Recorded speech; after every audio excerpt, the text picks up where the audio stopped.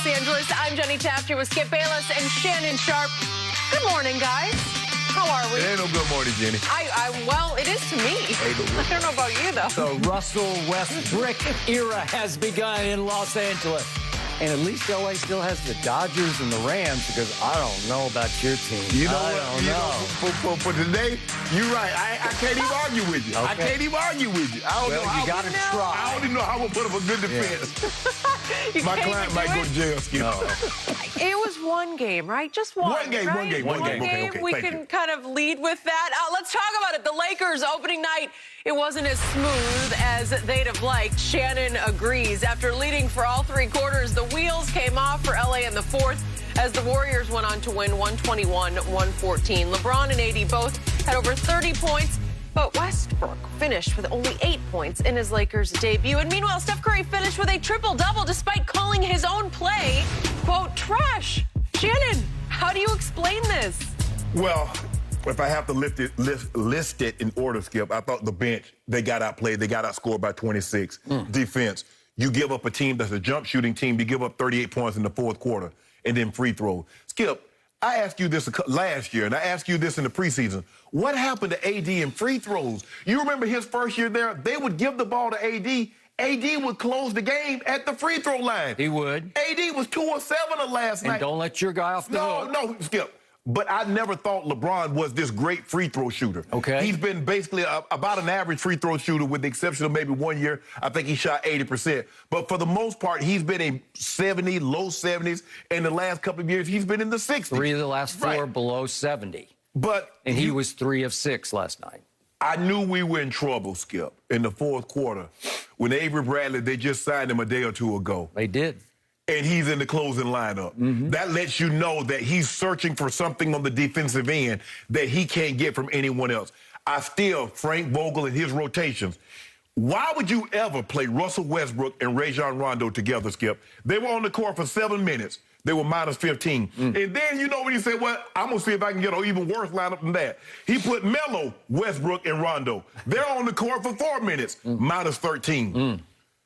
It's going to take a look, Skip. I think it's somewhere around the All-Star game. Skip, this thing might go. We might have to go the whole season, and then finally it come together come postseason time. I'm going to say the reason why Russell struggled last night, Skip, is that as a kid growing up in L.A., he's bled purple and gold. He has. He's always wanted to play for this team. So opening night in Staples, he's amped because he's a very emotional guy. He's always amped to the highest of amptivity. Now he's on another level. And it showed last night, Skip. He was just, a lot of times he plays like a bull in a china shop. He does. He plays right on the cusp of being over the edge. But last night I thought he went to that place, and he didn't play well at all. Normally when AD and LeBron score 30, that's enough to win. Skip, you get 67 and 22 rebounds from those guys, that should be enough. Considering of the 10 guys that started the game, you got 3 of the best. You got 3 of the top 5 players that's on the court last night. You do. And you lose. When Steph didn't play, Steph didn't play well at all. He said it was trash. It was. 5 of 21. He didn't shoot the ball from 3 well. Free throws, we know he's money at the free throw line. But they won a game in which he played poorly. But the Lakers, it's going to take some time, Skip. Only thing I can say is one game. We got 81 more of these to go.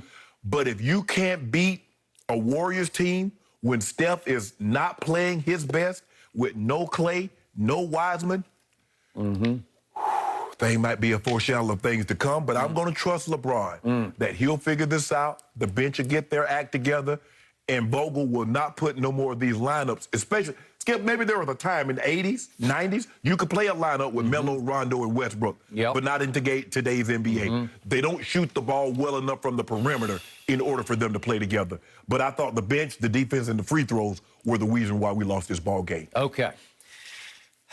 Big picture. If I had not watched what happened last night at Staples, and I just glanced at this box score I hold in my hands, I would think, I would think the Lakers won this by 20, which I facetiously predicted they would do on yesterday's show. Right. Because at a glance, I see that the only superstar left on the Golden State Warriors, I don't put Draymond in that category, Obviously, Clay not ready to come back off an Achilles tear on top of an ACL. But I look at Steph Curry, and he's 5 of 21 and 2 of 8 from 3. And 21 points is not all that bad, but it's such a horrendous shooting night. It took 21 shots to get it. That's what I'm saying. But by his standards, that is, as he called it right after the game, a trash night. Yeah, yes. And then I look at your big two, your best 2 players on the floor. And I think, wow, LeBron, boy, he had a hot hand. This is about as hot as you'll ever see because he made 5 of 11 threes. And because I did watch the game, I saw him make 4 or 5 fadeaways that were like spectacular. They touched the ceiling. Yeah. And I'm like, okay, so he makes 13 or 23 and winds up with 34 points. And his co-star, AD, goes 15 to 26 and winds up with 33 points. Well, if I see 34 and 33 from your big 2, maybe your biggest 2 in basketball, I'm saying that should do it, right? Yes. So 2 superstars star and 1 superstar goes trash. And I'm saying, wait a second. And then I look at the final score, and Golden State wins by 7. How could that be? Well, now we go to your 3rd star, who looked last night like your 4th or 5th star. Yeah. Russell, as I call him, and dubbed him a long time ago, Westbrook. Well, he opens up at Staples, first time back in his hometown of L.A., keys to the kingdom handed to him by the king. He's the new point guard, and he opens up 0 for 4 from 3. Well, is anybody surprised by that? No. Because he shot 31% last year from 3, and that was actually pretty good because he had 3 straight years before that where he shot sub 30% from 3. He's horrendous. I have dubbed him, proclaimed that he is simply the worst jump shooting superstar we've ever seen in the history of this league. I can't say I agree with you. Okay? And yet, he winds up last night, the man who, for the last 5 years, triple-doubled, averaged triple-doubles for the whole year for 4 of the last 5. He goes triple-single. Triple-single. Wait, no, this is Russell Westbrook. He goes 8, 5, and 4. You have to go back over the last 133 games that he's played. You can only find one of these kind of games, a triple-single. It was weirdly a couple of years back at San Antonio. Maybe it might have been last year at San Antonio. I looked it up this morning. But it was just one of those weird anomaly games where he just triple-singled. Right. He had a bad shooting night, and they got blown out by 20, and it looked like nobody on Washington was into the game. Right. But again, that's 133 games to find one of these.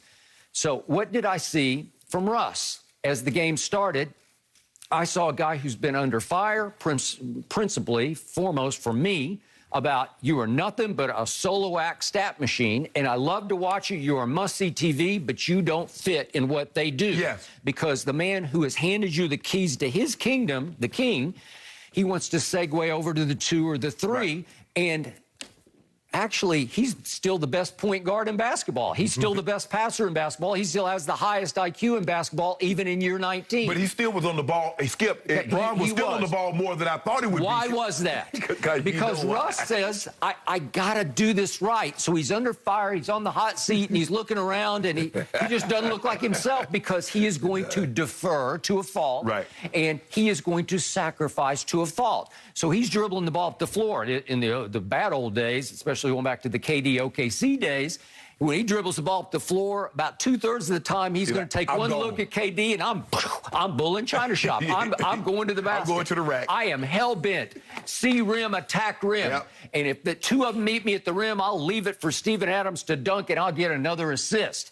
Did I see much of that at all last night? I'm not sure I saw any of that, Russ, last night, right?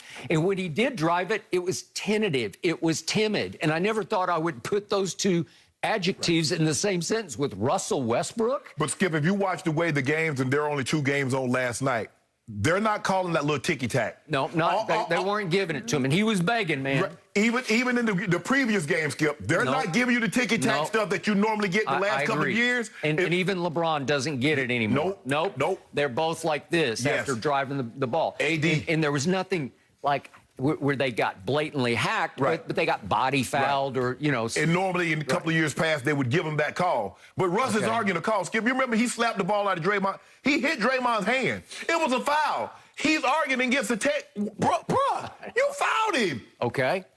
So what do I see? Now we look at the hidden stats here. that don't lie. And I'm looking at LeBron James. Do you realize that 2 years ago for your Lakers, he led the league in assists at 10.2 assists per night. Right. Per game. 10.2. What did he have last night? 5. He had half of what he averaged 2 years ago to lead the league. It's wrong. He's too good. It's what he was born to do, to be the point guard, the quarterback, the initiator, the orchestrator. And too much of the time, he wants to be a three-point shooter. So what did he do last night? Okay, remember, last year he averaged a